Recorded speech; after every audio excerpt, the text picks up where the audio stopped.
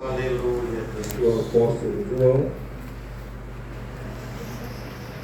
capítulo 1, Glória. versículo 5.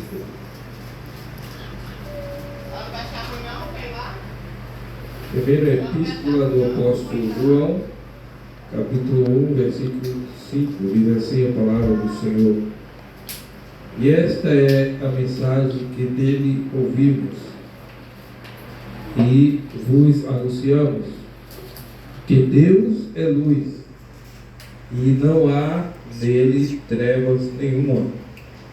Se dissermos que temos comunhão com ele e andamos em trevas, mentimos e não praticamos a verdade. Aleluia. Porém, se andamos na luz, como ele na luz está, temos comunhão uns com os outros, e o sangue de Jesus Cristo, seu Filho, nos purifica de todos os pecados. Aleluia.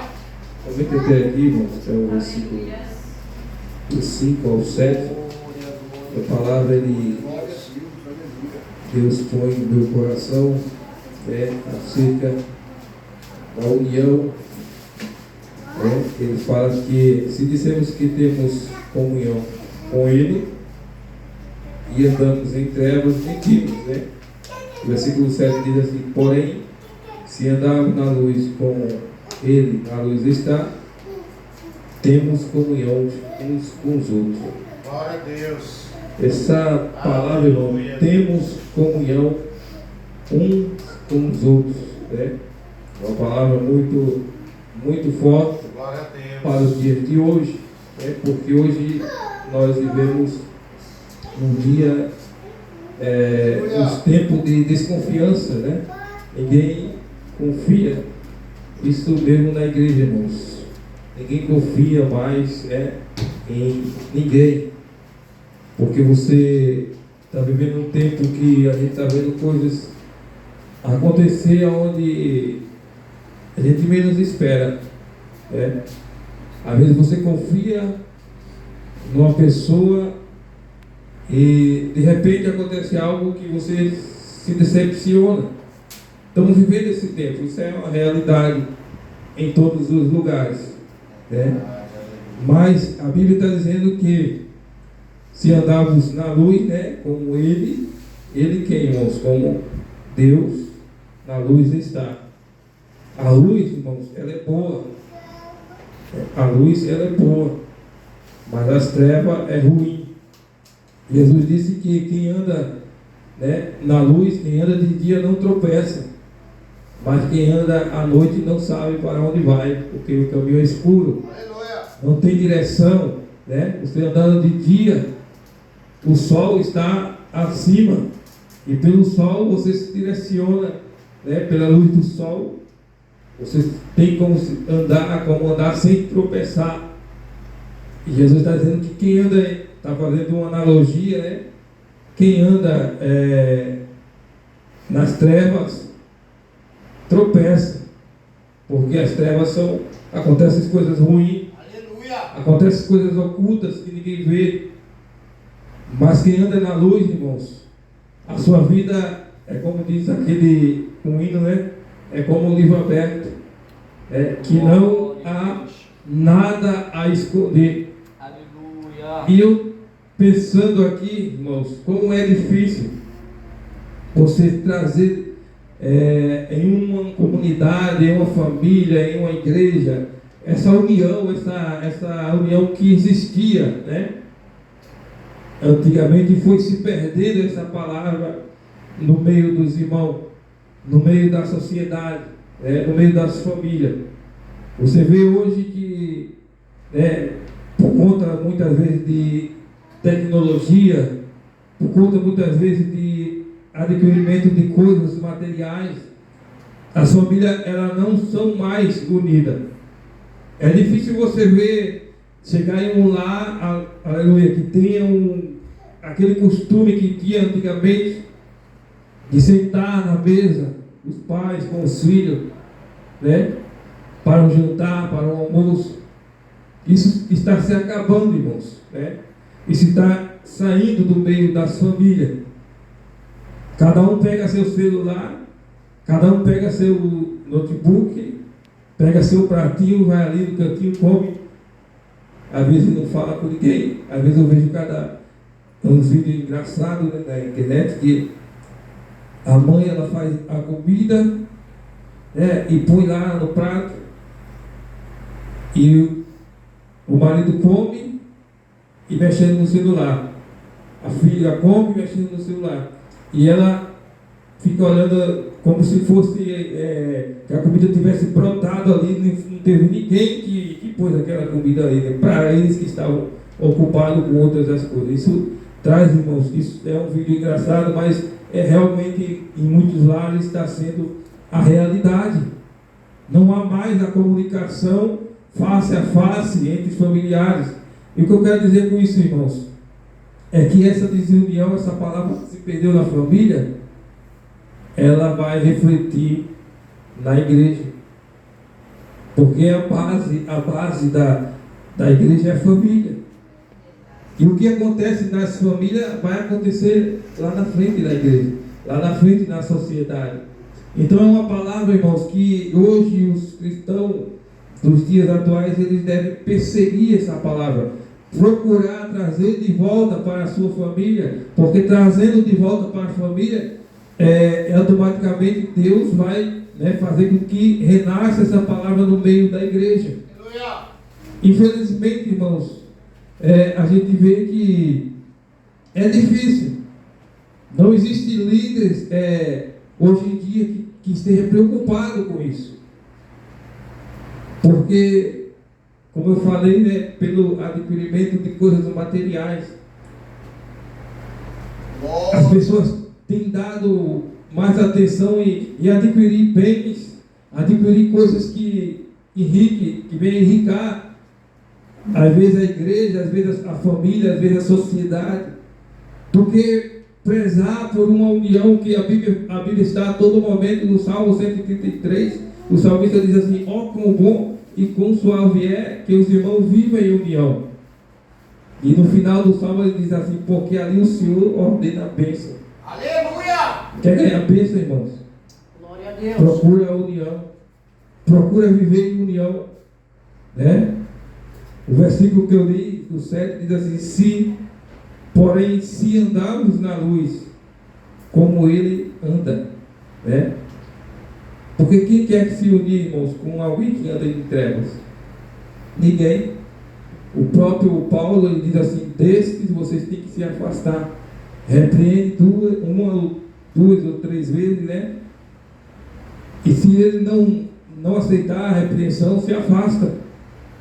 Está andando em trevas, se afasta dele. A própria Bíblia aconselha para não haver união entre pessoas que andam nas trevas e pessoas que andam na luz. Então, para que haja essa união, é preciso que as trevas, irmãos, batem em retirada. Para que essa palavra seja recuperada em nosso meio, é preciso que as trevas batam em retirada. O que é treva, irmão, na Bíblia? As trevas é o pecado. É o pecado, simboliza o pecado na vida do homem. Porque quem quer esconder alguma coisa, quem quer viver separado, irmãos, é porque está vivendo uma vida de pecado e não quer, né, que a luz resplandeça para que venha à tona. Jesus fala sobre isso, né? Porque quem anda na luz não tem do que se envergonhar, não tem do que, né, de chegar alguém assim e lhe acusar. A sua mente não vai sofrer com isso. Glória. Ele vai dormir de mente tranquila, consciência tranquila. Ele vai vir para a igreja com a consciência tranquila, Glória, glória, porque ele sabe glória a Deus. a quem ele serve. Aleluia. Ele sabe que não deve, aleluia, para ninguém. Ele sabe que não faz as coisas, né, que desagradam a Deus, e sabe que ali ele pode contar com um e com outro irmão. A união, irmão, está no coração de cada um. Glória a Deus. Aleluia.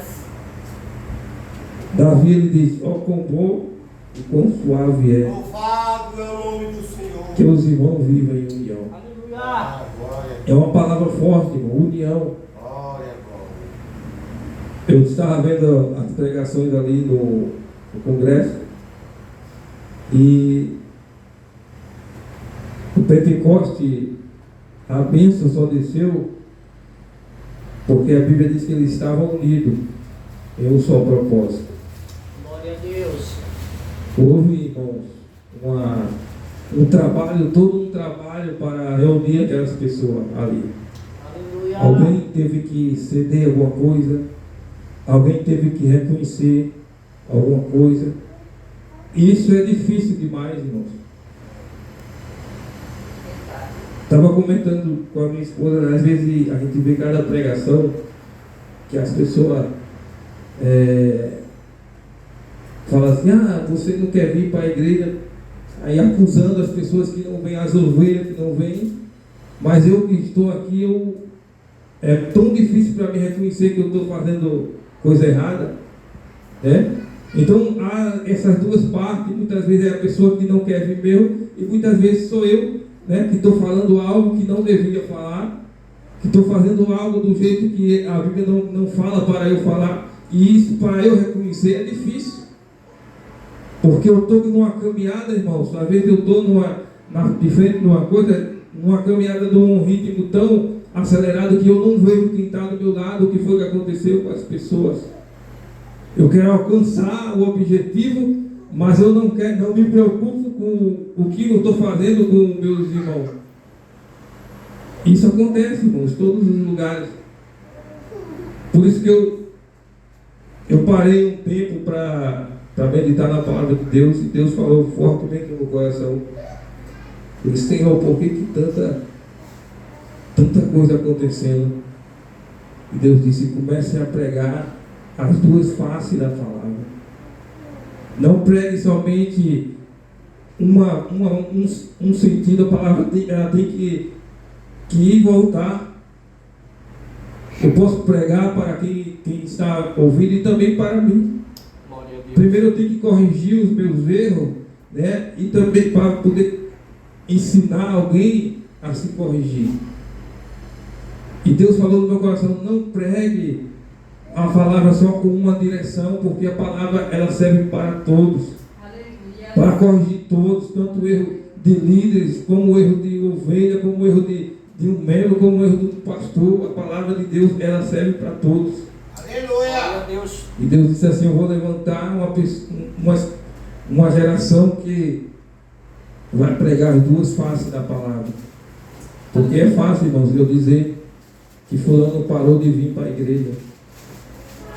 É fácil dizer, não veio porque não quis. É fácil dizer, eu fui lá 2, 3 vezes, ele não quis, ele não veio porque não quis, não é culpa minha. É fácil dizer isso. Mas é difícil eu dizer assim, eu podia ter feito de forma diferente. Eu podia ter feito melhor, eu podia ter corrido mais atrás. Eu podia ter ido lá novamente e feito outra coisa diferente. Talvez buscar oportunidade para que as pessoas tenham vontade de vir. Mas a gente não faz, irmão. A gente prefere dizer, não veio porque não quis. Saiu porque quis. Muitas vezes as pessoas chegam na igreja querendo se libertar e ela vem naquela expectativa de que algo aconteça, mas não acontece. A gente vai dizer, por quê? Ele deve perseverar? Deve, irmão. Ele tem o dever de perseverar, de buscar. Mas a igreja também precisa estar preparada. Nós precisamos estar preparados. Estava vendo o irmão falando assim, você vai orar para expulsar demônio. Eu fiquei olhando assim, orar para expulsar demônio, irmão. Se eu for orar ainda, na hora que o demônio se manifestar, eu preciso orar ainda, eu tenho que repreender, eu tenho que estar preparado para repreender. A minha vida tem que ser uma vida de oração e jejum, para que eu esteja preparado para repreender o mal. Eu não vou precisar mais orar. eu vou repreender em nome de Jesus, porque eu estou preparado, eu estou andando na luz. Então, quando se levantar o mal, eu posso repreender. Glória a Deus. Então, essa preparação, irmão, que nós temos que ter para encontrar essa palavra novamente em nosso meio, a união. Porque quando chegar alguém, né, precisando de algo, vai encontrar aquela união e ali ele vai querer se integrar àquele povo. A Bíblia diz que e perseveraram na doutrina dos apóstolos, e na comunhão, e no partir do pão, né? E eles eram um em comum com o outro, tudo parecido. Até as roupas, irmãos, até as roupas que eles usavam eram parecidas. Porque você vê que quando Pedro chegou diante daquela mulher, quando Jesus estava sendo levado para ser crucificado, pelo falar e pelas roupas de Pedro, ela disse assim: tu és um deles. É por quê, irmãos? Porque eles usavam as roupas parecidas, eles falavam, né, de forma parecida, eles tinham um só propósito, até mesmo no andar, como Jesus andava, eles imitavam. Por onde Jesus, com quem Jesus falava, do jeito que Jesus se dirigia às pessoas. Isso precisa, irmão, isso faz parte da comunhão. Quando há comunhão na igreja, é um só propósito. Todos falam da mesma forma, todos se vestem, né, a caráter. Aleluia. Não quer dizer que eu vou, né, que eu vou vestir a mesma roupa que o irmão veste, mas a roupa que venha condizer com a maneira que um servo de Deus deve se portar. E era dessa forma naquela época. Era através de roupas, de fala, de comunicação, né, de modelo de vida que eles reconheciam. A Bíblia diz que em Antioquia os irmãos foram chamados de cristãos pela primeira vez. Por quê, irmãos? Porque houve ali um reconhecimento. Disseram assim: esses daqui são muito parecidos com Cristo. Vamos chamar eles de cristão. Eles são cristãos.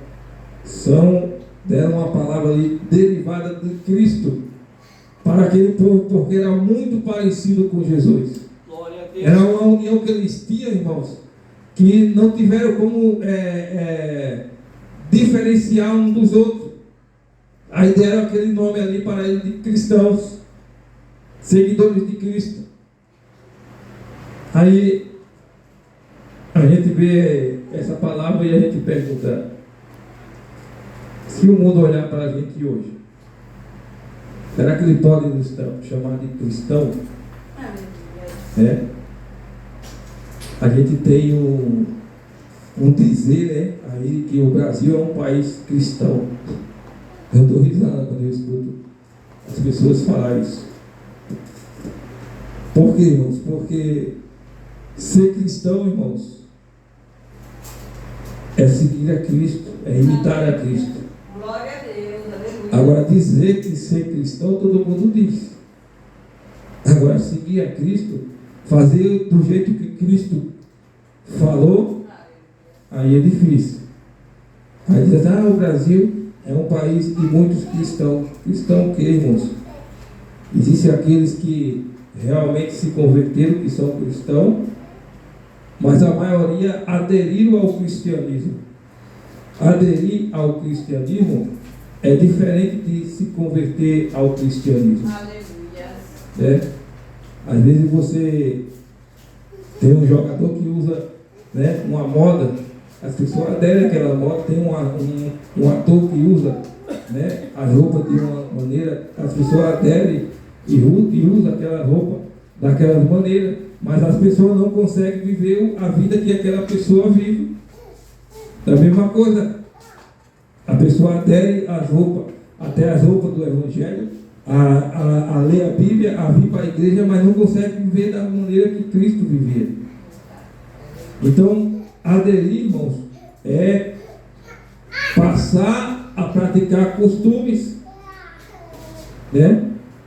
E se converter é deixar a vida velha e viver a nova vida que Cristo proporcionou para nós. Uma vida de santidade, uma vida de união, uma vida de comunhão com os irmãos, né? Quem vivia separado, quem vivia, né, brigando, carrancudo, agora não vive mais, não briga mais, não discute mais. Essa é a nova vida, irmãos, de união que Deus proporcionou. Ó, quão bom e quão suave é que os irmãos vivam em união. Essa palavra bom, né, e suave, né, são duas palavras fortes também. Ó, quão bom, é bom, irmãos. A luz, ela é boa, a união, ela é boa. E Deus ordena a bênção onde há união. Glória a Deus. Eu nunca vi uma família em que ela vive unida, né? Eu nunca vi acontecer coisas ruins. A família que vive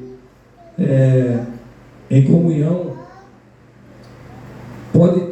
ela pode ter uma situação, né, humilde, mas ali, se você for ver, as pessoas dão risada, os filhos, eles respeitam o pai, né?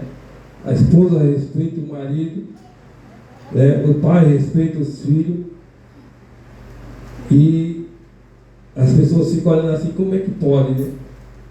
As pessoas não têm uma vida tão boa materialmente, mas está dando risada, está feliz, está caminhando para a igreja, está vindo,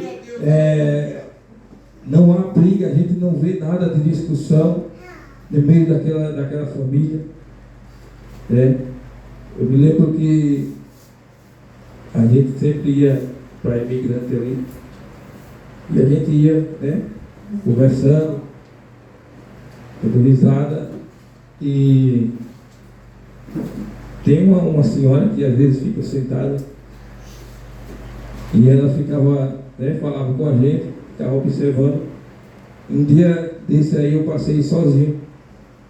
Aí ela me chamou assim, eu estou há alguns dias vendo que vocês não...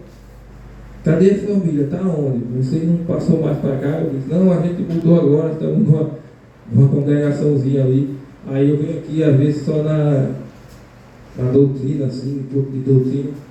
Ah, rapaz, é tão bom ver a união de vocês. Então, irmãos, o mundo está observando. Glória a Deus. Eu fico olhando como vocês vão, né? Vai você, sua esposa, e vai tudo aquela filhinha atrás. Eu não vi mais, né? Passar aqui, aí eu perguntei. Então, irmãos, às vezes você pensa que está, né? Que ninguém está te vendo, que ninguém está te observando, mas o mundo está te observando. O teu testemunho, até como eu falei, até o jeito de você andar, glória a Deus, na rua, se portar na rua, aleluia, vai trazer um efeito na vida daquela pessoa que está te vendo. Então, essa comunhão, irmãos, ela tem que começar a nascer em nossa família. Glória a Deus. Ela tem que começar a existir novamente em nossa família. Essa união, essa comunhão precisa, né? Precisa brotar novamente, porque se perdeu em muitos lugares. Aleluia! Na verdade, se perdeu.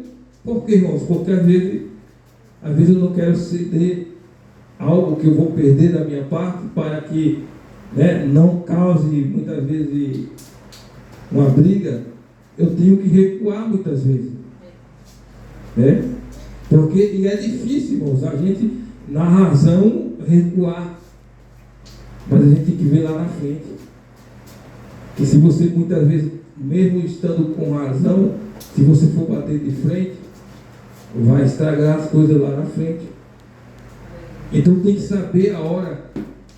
Muitas vezes, né, o marido, ele fala assim, não vai agora não, porque tem que fazer isso, se a mulher bater de frente. Não, está na hora, vamos ir, a hora da igreja, arruma o vinho e vamos correndo. Não, irmãos, tem que haver essa união. Porque muitas vezes um não quer deixar algo e outro deixa. Aí o que vai trazer isso? Uma desunião. É um puxando para um lado e para o outro. Aí através disso as coisas, né, como a palavra diz, as trevas começam a brotar no meio do lar. E automaticamente traz para o meio da igreja. Porque a família é a base. Aleluia. Então, irmão, nós estamos... Eu quis trazer essa palavra, irmãos, porque estamos no culto de Santa Ceia, né? Santa Ceia, ela simboliza isso, a união, a comunhão, né, entre os irmãos. Jesus disse assim: eu muito desejei comer convosco essa última ceia. Aleluia. Santo e fiel. Por quê, irmãos? Porque naquela época ali estavam fazendo a obra muito intensamente. E Jesus não tinha aquele momento, né, aquele momento para conversar, para dar instrução para os seus discípulos, né? E ele queria ter esse momento de despedida, né, de dar as últimas instruções e dizer assim: não fique triste, eu vou, vocês sabem o caminho, vocês têm que permanecer firme, dar essas instruções, irmãos, para os seus discípulos, porque eles precisavam escutar, porque Jesus estava prestes a partir. E Jesus usou aquele momento ali de união, né, de comunhão com os seus discípulos, para o ensinar, para confortar os seus corações e para dizer que ele estava muito desejoso,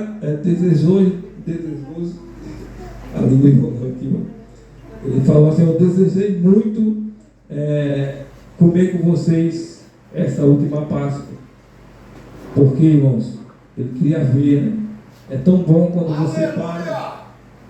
você para, né, e se reúne, até mesmo no trabalho ali. Às vezes a gente fica trabalhando um para o lado e para o outro, mas quando tem aquela confraternização ali, a gente fala de coisas que aconteceu durante o ano, durante, né, um período de tempo ali.